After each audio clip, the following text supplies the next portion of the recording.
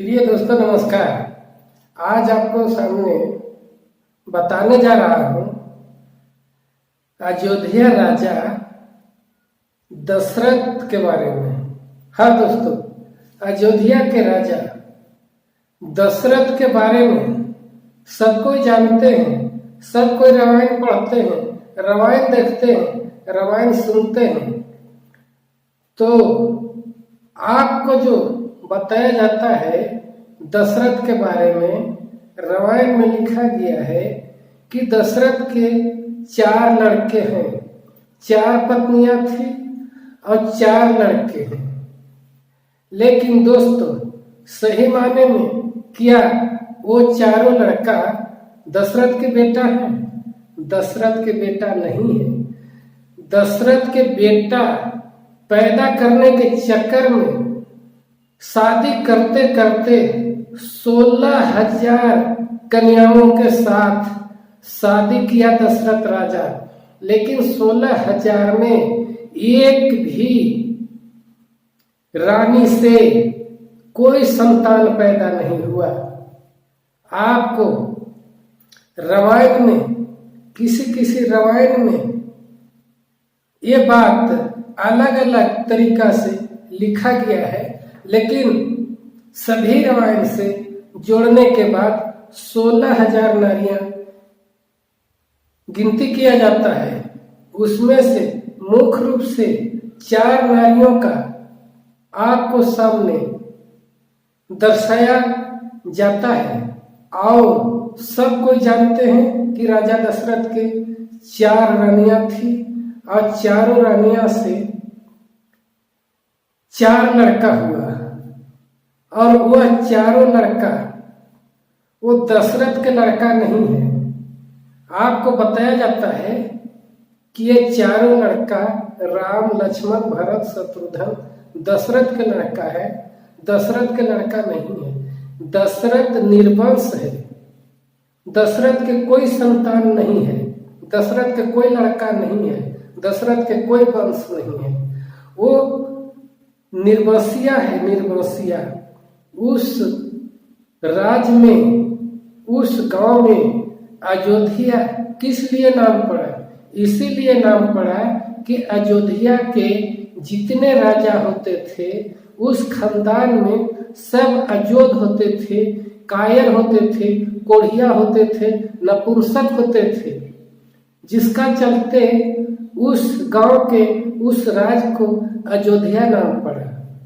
वो लोग न लड़ने में ताकतवर थे, न भिड़ने में ताकतवर थे, न खेती करने में ताकतवर थे, न पैदा करने में ताकतवर थे। किसी तरह से कोई चीज में ताकतवर नहीं थे। एकदम कोढ़िया था, कायर था, नपुंसक था। किसी औरत को जोर जबरदस्ती ला करके और बच्चा पैदा करने का प्रयास करता था, लेकिन बच्चा पैदा कहाँ से होगा? शरीर में खाने के लिए विटामिन मिलेगा तब नहीं। वो काम धंधा करता ही नहीं था, कोढ़िया था। किसी घर मांग चाह के खाता था, जजमान से मांग के खाता था, उस राज के नागरिकों से मांग के खाता था। तो रोज रोज नागरिक क्या अच्छा फल फूल देगा, अच्छा अनाज देगा, सारा गला जूठा काठा दिया वही खा लिया, पहुंच लिया। राजा के जात भूख के चलते खाएगा नहीं, करेगा क्या? इसलिए वो लोग नपुंसक होते थे। राजा दशरथ नपुंसक था, उसका बेटा चारों नपुंसक, राम नपुंसक, लक्ष्मण नपुंसक, भरत नपुंसक, शत्रुघ्न नपुंसक, सभी नपुंसक थे। किसी को बाल बच्चा, कोई संतान नहीं है। अगर संतान होता तो आज भी होता, लेकिन आज एक भी उन लोगों का वंश नहीं मिलता है, वंशज नहीं मिलता है। इसलिए वो सब के सब उस खानदान में जितना राजा था, जितना राजा के बेटा हुआ, सब नपुंसक, सब निर्वंश, एको के वंश नहीं है आज तक। आप कहेंगे कि आप राजा को नीचा दिखा रहे हैं, राजा को इस तरह से, भगवान को इस तरह से नीचा दिखा रहे हैं। अच्छा काम नहीं कर रहे हैं। हम अच्छा काम कर रहे हैं, आपको पास सच्चाई बता रहे हैं। आपको जो झूठ बताया गया, झूठ पढ़ाया गया, वो आपको भी थोड़ा दिमाग होगा तो आप भी सोच करके देख सकते हैं। वो सीधे सीधी रामायण में लिखा हुआ है। ये बात रामायण कह रहा है, ये बात वाल्मीकि जी कह रहे हैं, हम नहीं कह रहे हैं। वो क्या कह रहे हैं? 16,000 नारियों के साथ शादी किया और 16,000 नारियों से एक भी संतान नहीं हुआ, और उसका शादी करते करते उम्र 60, 70, 80 साल के बीत गया। तब जा करके एक गुरु, एक पंडित ने बेचारा दशरथ को बताया कि ऐसे आपको संतान नहीं होगा। डॉक्टरों ने तो नपुंसक घोषित कर दिया था, पूरा राज के प्रजा, राजा सभी कोई जान गया था कि दशरथ नपुंसक है, इससे कोई बाल बच्चा नहीं होगा। लेकिन एक गुरु था दशरथ राजा के, पंडित था, ब्राह्मण था, उन्होंने बताया कि एक काम कीजिए कि आप फलाना पेड़ से फल लाइए और उसको खीर बनाते हैं और खीर बना के देते हैं और चारों रानियां को खिला दीजिए, आपको संतान के प्राप्ति हो जाएगा, पुत्र के प्राप्ति हो जाएगा, पुत्र जन्म ले लेंगे, बेटा जन्म ले लेंगे। तो आप लोग भी दिमाग है, किसी फल के खीर खाने से क्या बेटा पैदा हो जाएंगे, बेटी पैदा हो जाएंगे?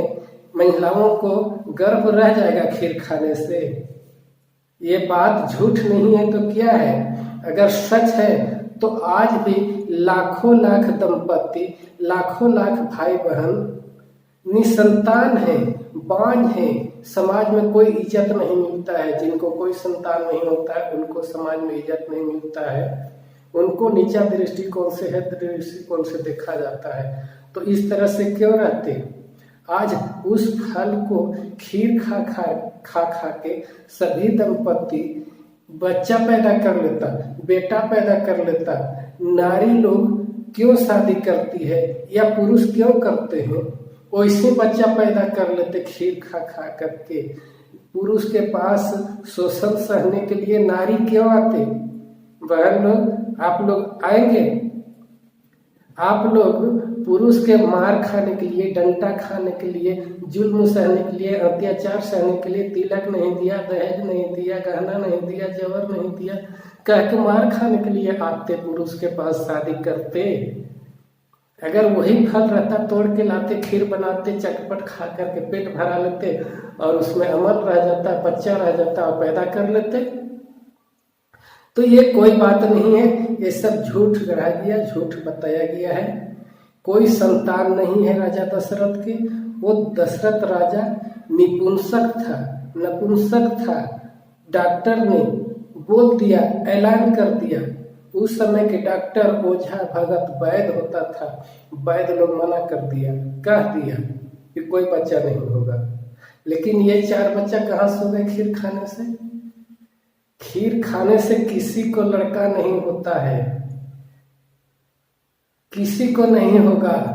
अगर इस बात को किसी भाई बंधुओं को चोट लगेगा तो हमको आप लोग करके दिखा दीजिए। हमारे नजर में हजारों नारी निसंतान है, हजारों बंधु निसंतान है। हम सभी को खिला खिला के बेचारे के एक संतान कम से कम पैदा करवा देंगे।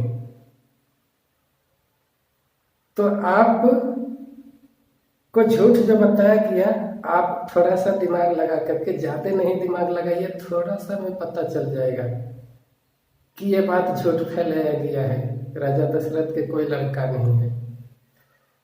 जिसको वंशज कहा जाता है, जिसको बेटा कहा जाता है, वो अपना शरीर से, अपना पति पत्नी के मिलन से जो गर्भ ठहरता है, जो बच्चा होता है, उसको कहा जाता है संतान, उसको कहा जाता है वंश, वंश वाला राजा। तो राजा के तो शरीर में कोई पानी नहीं था, कोई पानी में कोई कीटाणु नहीं था, तो कहाँ से होगा बेटा? खीर खाने से बेटा नहीं होता है। तो दोस्तों आज जान गए कि राजा दशरथ के कोई संतान नहीं है, राजा दशरथ निर्वंश है। ये जो रामायण में लिखा गया है ये सब झूठ लिखा गया है। और आगे हम बताएंगे कैसे हुआ, ये बताना इस वीडियो में संभव नहीं है। वीडियो लंबा हो जाता है तो लोगों का बोर लगने लगता है देखते देखते, इसलिए किसी वीडियो में बताएंगे कि वह चारों लड़कन राजा दशरथ के नहीं है, लेकिन वह किसी राजा के मित्र या गुरु के ही लड़का है। वो लोग राजा दशरथ के लड़का नहीं है। तो राजा दशरथ जी आज से जान जाइए आप लोग कि निर्वंश थे, और उस खानदान के सभी भगवान, राम भगवान, लक्ष्मण भगवान, भरत भगवान, शत्रुघ्न भगवान सभी निर्वंश है। उस खानदान में जितना जन्म लेते हैं सब निर्वंश से होते हैं। सब दूसरे तीसरे के जन्मा हुआ लोग उस खानदान में हैं, अपना बाप के बेटा कोई नहीं है। तो ठीक है, चलते हैं, अब हमें इजाजत दीजिए। लेकिन एक काम जरूर कीजिएगा, लाल रंग के नीचे सब्सक्राइब लिखा हुआ है उसको जरूर सब्सक्राइब कर लीजिएगा, जरूर दबा लीजिएगा बटन, और घंटी जैसे दिख रहा होगा बटन उसको भी दबा लीजिए, ताकि कोई भी वीडियो डालेंगे तो आप तक सबसे पहले पहुंच जाएगा। इसलिए इस वीडियो को सच्चाई जानने के लिए और ज़्यादा से ज़्यादा लाइक करें और शेयर करें। व्हाट्सएप में अपना दोस्त महिम के पास शेयर करें, फेसबुक चलाते हैं फेसबुक में शेयर करें। तो ठीक है, अब चलते हैं। आपको सच्चाई देखो चैनल को देखने के लिए बहुत बहुत धन्यवाद। नमस्कार, जय हिंद, जय भारत, जय झारखंड।